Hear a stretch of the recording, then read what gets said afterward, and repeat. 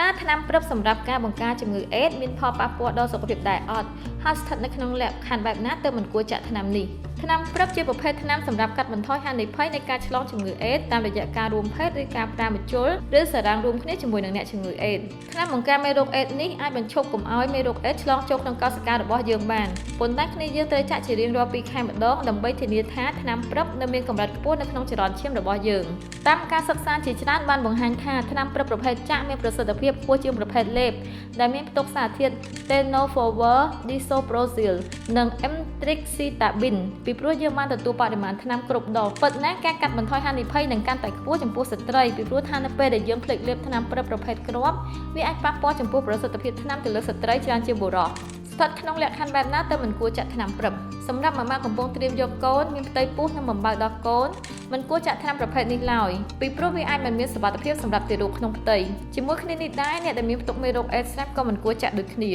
ជាទូទៅថ្នាំព្រឹបដែលផ្ទុក Carbotetraver អាចបង្កផលប៉ះពាល់មួយចំនួនដល់មនុស្សម្នាក់ក្នុងចំណោមមនុស្ស10នាក់ដែលរួមមានឈឺចាប់មានដុំពុកនៅបរិវេណចាក់រាគឈឺក្បាលមានអារម្មណ៍ក្តៅក្នុងខ្លួនគ្នាយើងជាច្រើននឹងស៊ាំជាមួយប្រតិកម្មនៅបរិវេណចាក់ក្រោយចាក់ថ្នាំព្រឹបបានចំនួន2 បេដងនៅក្នុងករណីដែលមានការឈឺចាប់នៅបរិវេណនោះយើងអាចប្រើថ្នាំបំបាត់ការឈឺចាប់បាននិងបន្តប្រើប្រាស់រហូតដល់1ថ្ងៃឬ2ថ្ងៃប្រសិនបើចាំបាច់